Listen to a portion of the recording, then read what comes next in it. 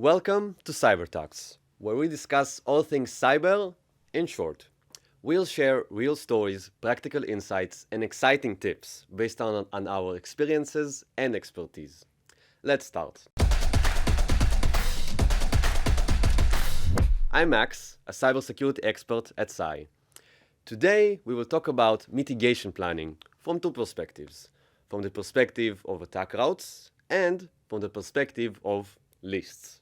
Nowadays, many security companies struggle to properly showcase the mindset of a threat actor. Many security assessment reports look almost the same. There is a general summary and a list of findings. In some cases, there would also be a description of how these findings could be leveraged for a full attack. This is a good direction, but these attack scenarios are often not comprehensive enough or too theoretic, especially from a mitigation standpoint. There is nothing wrong about finding lists, and they are a core element of every report. But in contrast, presenting and delivering the findings via an attack graph would enable the mitigating team to get into that offensive mindset. I would say that many offensive security professionals would agree that in most cases, we attempt to find easy vulnerabilities and then attempt to connect them to other discoverable vulnerabilities on the attack graph.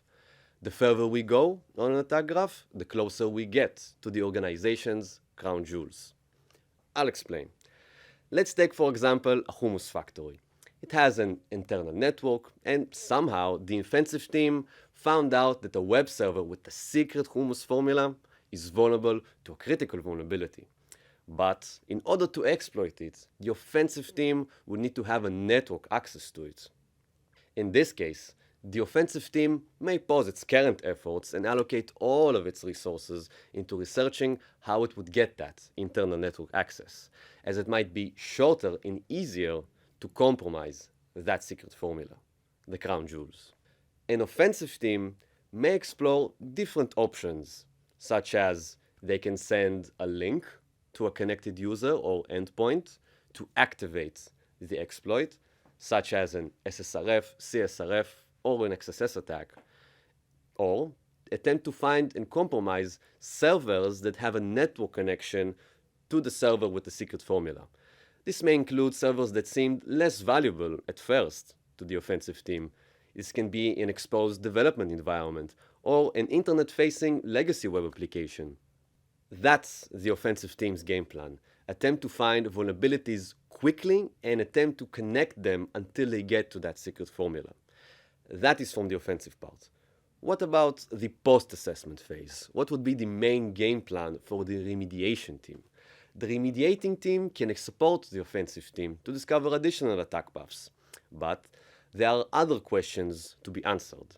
Questions that the offensive team may not have the answers to, such as, what are the most important assets in my company? And are they affected right now? What vulnerabilities affect the crown jewels, either directly or indirectly? If exploited, what would be the damage on the organization? What is my current and future cybersecurity budget? What are the optimal fixes that would solve many vulnerabilities quickly and effectively? When you add up all these different parameters, you enter a world in which you need to fix problems with limited resources. And this mission could prove to be difficult. At this stage, you might think that lower severity findings, which also require less effort and cost, can be preferred in the shorter term. It would be relatively easy to fix them. And it would give breathing room to handle the bigger and more complex issues. Let's take another example. The hummus factory has an internet-facing web server with a file upload mechanism hosted on a Windows server. This web server receives data about how good the hummus is from the different distributors. The web server trusts anyone that knows that specific URL, such as this very obscure URL, allegedly. The different distributors are given this URL to upload files to the server. From an offensive perspective, the following steps can be taken to compromise the data on that server. First one, gain network access to that interface. In this case, it is internet-facing. Then, gain knowledge of that URL for the file upload. This can be leaked from forcing server errors, gaining access to distributor networks or endpoints, extracting URLs from the Internet URL archives, and many more. Then attempts to upload a file. Then attempt to upload an executable file. And finally, attempt to upload malicious files to certain paths on the file system to fully compromise the server. And preferably, gain good persistency. When showcasing a report, this can look like this. This set of findings can be presented via a list. The anonymous access finding one would be the most severe. Let's take a look on this attack route, but on a graph. So, similarly to the standard list approach, the anonymous access finding would be marked as a critical finding. The attack graph should highlight it as a critical to block finding. It should show the best initial way to mitigate the attack route from a security perspective. As we have already mentioned, fixing by order of severity is not always simple and sometimes not even viable.